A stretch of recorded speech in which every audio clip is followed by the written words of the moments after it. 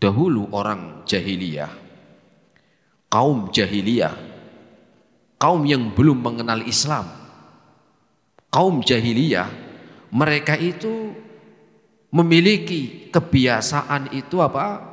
Menjaga dan memberikan ketenangan kepada tetangganya. Bahkan disebutkan dalam sebuah syair mereka, ya, kaum jahiliyah sebelum mengenal Islam. Ya. Apa syairnya?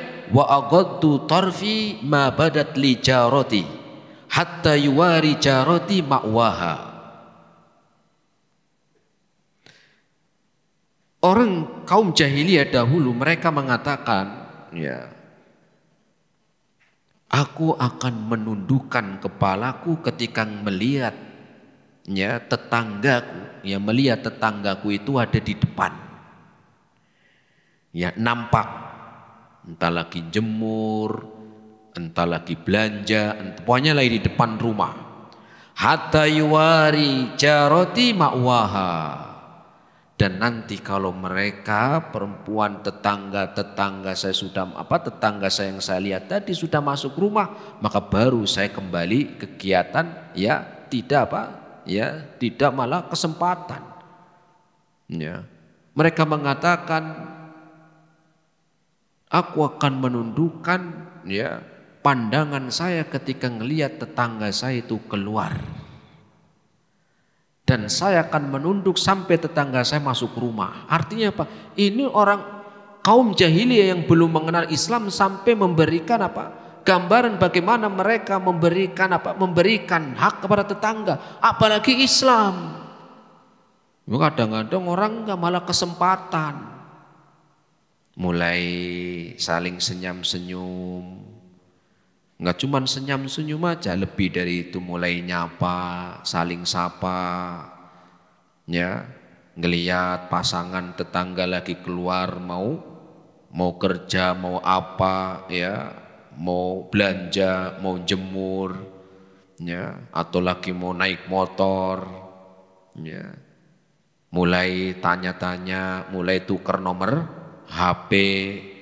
Setelah tukar nomor HP, mulai cari-cari kesempatan, apalagi kalau pasangannya lagi nggak di rumah, mulai janjian nanti ketemu di luar rumah. Ini, ya, contoh keburukan yang ada di dalam seorang yang demikian, ya, yang harusnya sama tetangga itu saling menjaga, ini kesempatan, padahal tetangga memiliki hak yang besar. Maka naudzubillahi min dzalik. Ya, alasannya kerja di luar, alasannya ada keperluan di luar, tetapi ada yang tidak amanat, berkhianat. Ya, kemudian jamaah rahimani Allah wa iyyakum jami'an, Rasul pun melanjutkan bertanya tentang hukum mencuri. Maka Rasul mengatakan, ketika bertanya tentang hukum mencuri, maka sahabat mengatakan haram. Maka Rasul menjawab, la an yasriqa min asrati ahli abyatin aisaru alaihi min an yasriqa min baiti jari. Orang yang mencuri 10 rumah itu dosanya lebih ringan dari orang yang mencuri di rumah tetangganya, ya, walaupun cuma 1. Bukan permasalahannya nyurinya apa, bukan permasalahannya, ya, 10 mencuri di 10 rumah di luar, bukan berarti dosanya ringan, enggak. Artinya sama tadi seperti seorang yang zina. Demikian juga orang yang mencuri. Mencuri itu memiliki dosa yang bertingkat. Mencuri itu haram, dan haramnya mencuri itu, dosanya dari mencuri itu punya level, begitu. Ada Ada levelnya. Ada levelnya. Ya. Rasul sallallahu alaihi wasallam bersabda, inna amwalakum wa a'radakum wa dima'akum haramun alaikum Inna dima'akum wa amwalakum wa a'radakum alaikum haramun. Rasul bersabda, sesungguhnya darah kalian, kehormatan kalian, dan darah kalian itu adalah dia, dan kehormatan harta. Ya, pertama apa? Darah, kehormatan, dan juga ya harta. Maka ini diharamkan. Artinya apa? Harus dijaga. Apalagi sama tetangga, sehingga tetangga itu punya hak besar. Satu, karena hak sebagai tetangga untuk berbuat baik. Yang kedua, kalau dia orang muslim tambah hak sesama muslim. Yang ketiganya, kalau dia kerabat pun menjadi apa? Menjadi hak yang ya, yang ketiga yaitu hak kerabat. Hak kerabat, hak seorang muslim, hak tetangga. Ya. Jadi apa? Rasul mengabarkan kepada kita, orang yang mencuri di 10 rumah itu lebih ringan daripada dia mencuri di rumah tetangganya. Artinya bukan berarti mencuri 10 tempat terus ringan, bukan. Di sini Rasul sedang menjelaskan kepada kita bahwa hak tetangga itu sangat besar. Kenapa seperti itu? Karena tetangga tahu keadaan rumah. Tetangga apa? Tahu. Yang harusnya dijaga malah berkhianat. Apalagi mencuri uang rakyat, berat lagi itu. Dikasih amanah untuk apa? Untuk ngelola malah khianat. Ya. Yang masalah tetangga saja apa? Ya, itu dosa besar, apalagi yang lebih dari itu. Ya. Contoh misalnya ya, mencuri harta tetangga, geser apa? Geser patok tanah, geser batas tanah, padahal sebelah sana. Ya. Digeser biar dia lebih luas, dia dapat lebih banyak. Ya. Atau misalnya bobol pintunya ya ketika penghuninya lagi kerja, penghuninya lagi di luar. Tetangga kan tahu yang di rumah berapa orang. Ya, kalau kerja pulangnya jam berapa. Ya, tahu. Sehingga dia ketika mencuri tempat tetangganya dosanya lebih berat.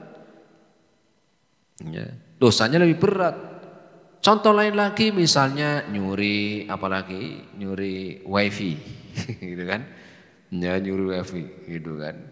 Yang bayar tetangganya enak aja di sini main. Ya, itu juga bayar wifi. Ya, itu juga sama, walaupun nggak secara langsung ngambil, saya nggak ngambil uangnya kok. Saya nggak ngambil harta dia, tetapi itu kan wifi kan dia bayar. Kecuali kalau sana di tempat umum. Di taman biasanya kan ada, dikasih tahu monggo, di kecamatan, di kantor kelurahan tuh ada. Kalau tempat-tempat yang memang bebas di situ, ya di pos RT misalnya, monggo silakan. Tapi kalau tetangga ya dia untuk khusus, dia bayar. Nggak boleh mau bobol ya dari apa? Dari yang dia bayar. Ini contoh ya. Minjem panci nggak dipulangin, ya. Minjem tangga pura-pura lupa mulangin, ya. Minjem uang, ya sama juga nggak bayar. Maka, ya ini contoh dari apa? Ternyata dosa mencuri pun apa? Punya level, dan yang paling berat adalah diantaranya ketika seorang mencuri harta tetangganya. Ya, kenapa? Tetangga punya hak besar, bukan malah kesempatan. Ya, bukan malah apa? Kesempatan. Tetangga itu harus dijaga. Maknanya apa? Memiliki hak untuk kita jaga, memberikan ketenangan, dan kita juga kalau punya tetangga yang baik kan tenang.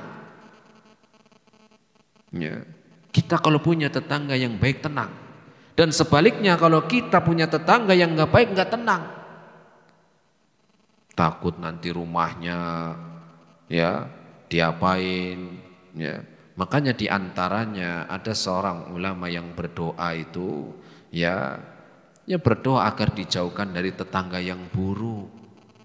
Makanya jenengan nih kalau lagi mau cari rumah, ya jangan cuman ngelihat fisik rumahnya doang, lihat juga tetangganya. Karena rumah yang bagus ketika tetangganya nggak baik, maka rumah yang luas terasa sempit. Tetapi rumah yang sederhana ketika tetangganya baik, maka terasa lapang. Iya. Bahkan kata Imam Ahmad, beliau mengatakan al-jaru qoblad dar.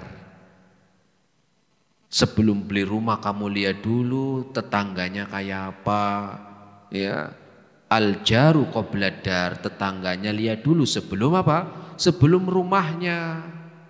Ya. Kenapa? Karena ya ketika tetangganya baik-baik, maka rumah yang biasa pun akan terasa nikmat, terasa lapang. Tetapi sebaliknya, ya, walaupun rumahnya bagus, tetangganya nggak baik, nggak enak hidupnya, ya, karena tetangganya apa? Tetangganya nggak baik. Ya. Kenapa disebutkan mencuri harta tetangga itu lebih besar dosanya dari mencuri di tempat lain, walaupun sama-sama dosa, namanya juga mencuri. Karena tetangga itu tahu keadaan, tahu hartanya nyimpennya di mana, tahu kamarnya, tahu lemarinya, ya, karena tetangga. Ya. Maka di sini disebutkan maka dosa dari berzina dengan dengan tetangganya, maka dosanya double. Begitu juga orang yang nyuri, yang dicuri itu hartanya tetangga, dosanya double. Kenapa? Karena hak tetangga itu punya hak yang besar. Kenapa? Karena hak tetangga itu punya hak yang besar. 6. Kita lanjut hadis yang ke-104 bab 57. Ya, bab yang baru sekarang masih berkaitan dengan tetangga. Bab yang ke-57, mulai tetangga ketika berbagi. Mulai dengan tetangga ketika memberi atau berbagi. Dimulai tetangga ketika berbagi. Ini babnya, bab yang ke-57. Hadisnya adalah An Ibnu Umar radhiyallahu taala anhuma, dari sahabat Abdullah bin Umar, Ibnu Umar. Qala Rasulullah sallallahu alaihi wasallam, Rasul sallallahu alaihi wasallam bersabda, "Mazala Jibrilu yusini bil jari hatta dhanantu annahu sayuwarrithu." Jibril itu bolak-balik sering mewasiatiku, kata Nabi. Sering banyak bolak-balik mewasiatiku untuk berbuat baik sama tetangga. Hatta dhanantu annahu sayuwarrithuhu, sampai aku mengira kalau nanti meninggal dunia tuh tetangga juga dapat warisan. Hadis yang ke-104, hadis sahih riwayat Imam Al-Bukhari. Ini sudah pernah kita bahas di bab yang lalu, ya. Di bab yang atau hadis yang ke-101, ya, diulang sama Imam Bukhari. Dalam kitab Al-Adabul Mufrad ini diulang sama Imam Al-Bukhari tentang hadis ini. Mazala Jibrilu yusini bil jari hatta dhanantu annahu sayuwarrithuhu. Ya. Rasul itu mengatakan malaikat Jibril itu bolak-balik banyak ngingetin, banyak berwasiat agar aku berbuat baik sama tetangga. Ya. Jamaah rahimani Allah wa iyyakum jami'an. Apa kaitan dengan babnya? Babnya adalah mulai tetangga ketika berbagi. Apa kaitan dengan hadis ini yang sudah diulang? Atau hadis yang diulang dari hadis yang ke-101,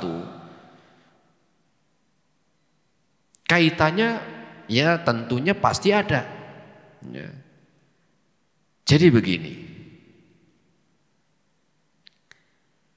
ahli waris Ahli waris itu siapa sih? Keluarga kan?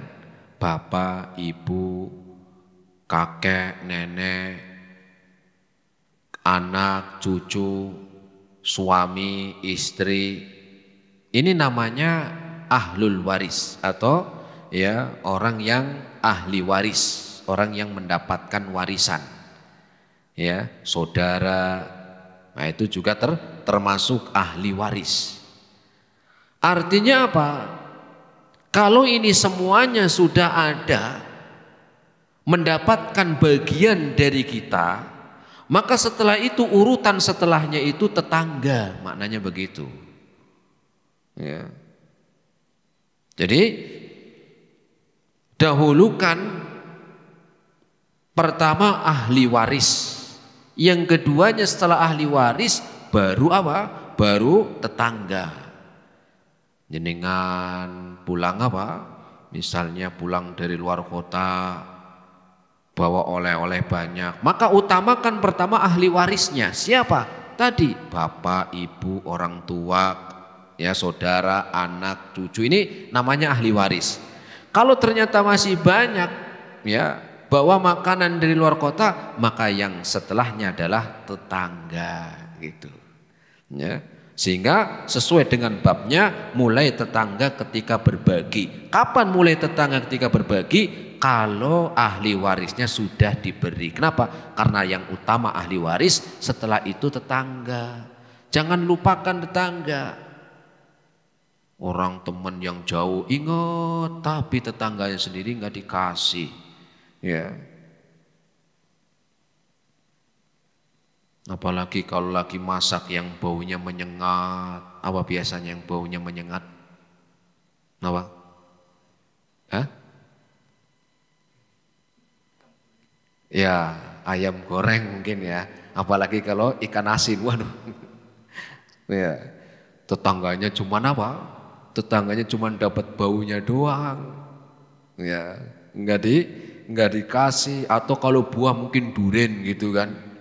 Ya, ya kalau memang terbatas ya nggak apa-apa begitu. Kalau memang makanannya terbatas, buah duriannya terbatas, ya kalau memang terbatas ya minimal kalau kita nggak ngasih, minimal ya jaga perasaannya lah, minimal jaga perasaannya.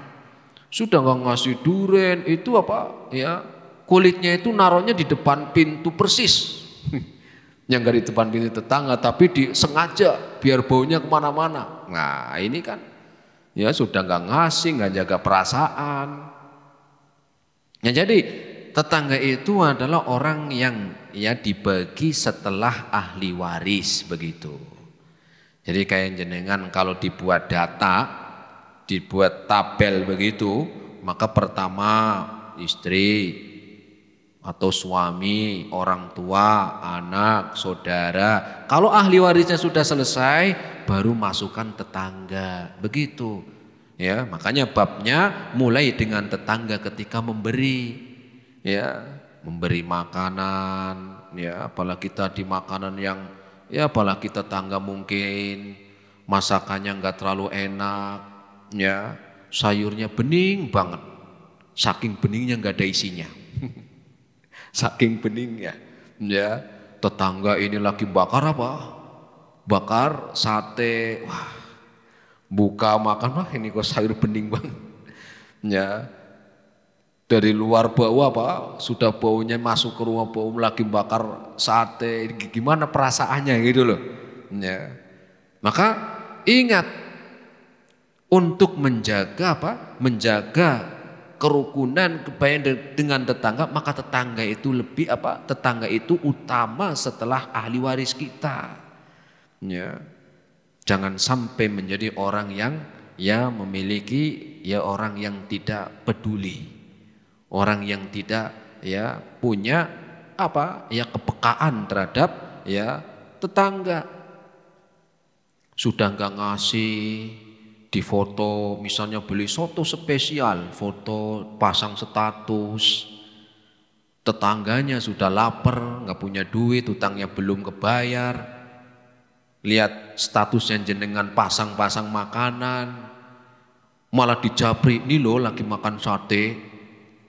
Kira-kira tetangga yang begitu gimana? Ya berat, sakit itu ya. Ya kalau memang nggak mau ngasih, minimal jaga perasaan begitu loh.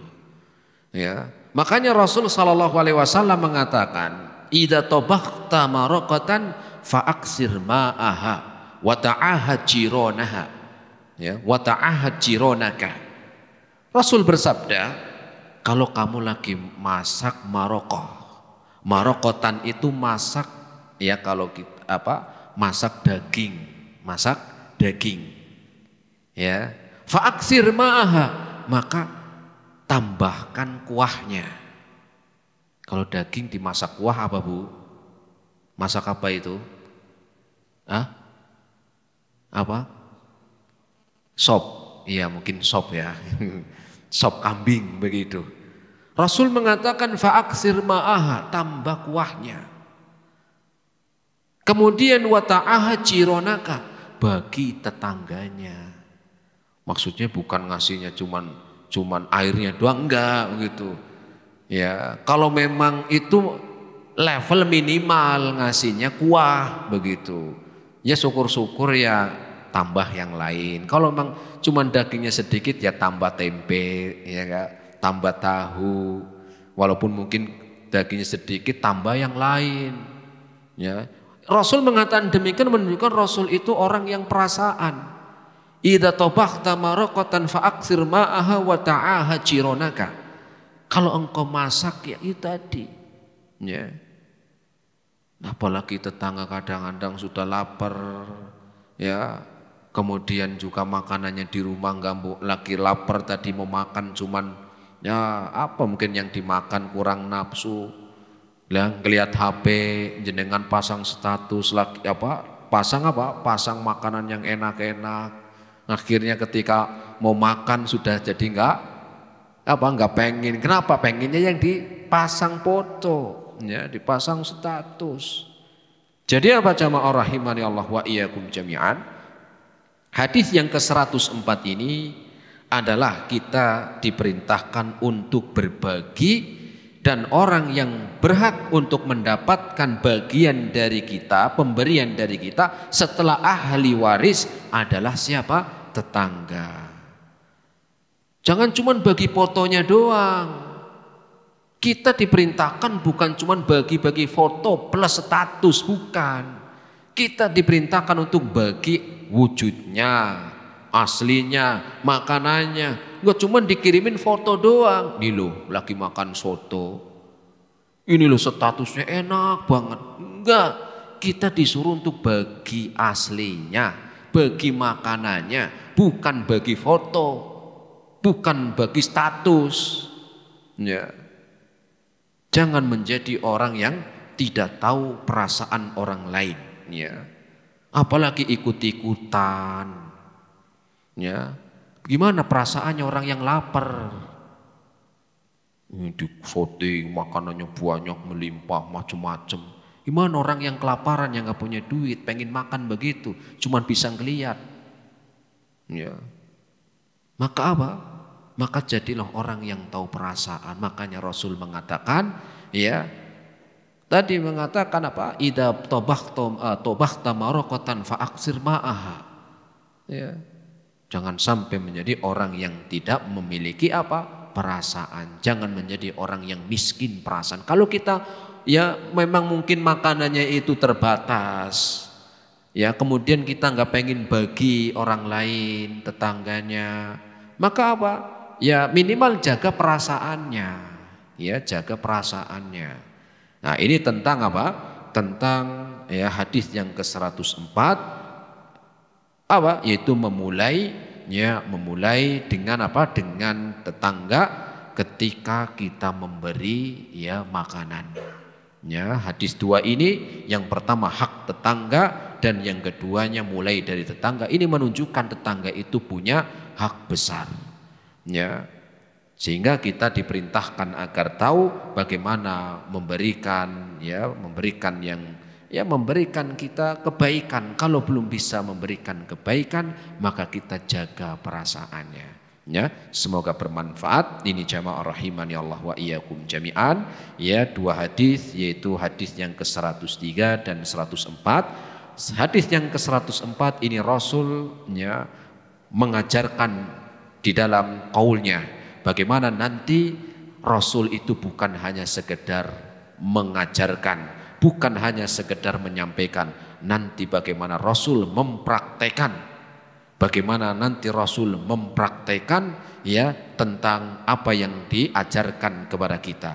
Bukan hanya sekedar ilmu yang kita tulis, bukan sekedar ilmu yang kita dengar, tetapi ilmu untuk diamalkan. Semoga bermanfaat. Ini yang bisa kita sampaikan. Terima kasih atas segala perhatiannya. Mohon maaf atas segala kekurangannya. Kita akhiri subhanakallah wa bihamdika asyhadu an la ilaha illa anta astaghfiruka wa atubu ilaik. Wassalamualaikum warahmatullahi wabarakatuh.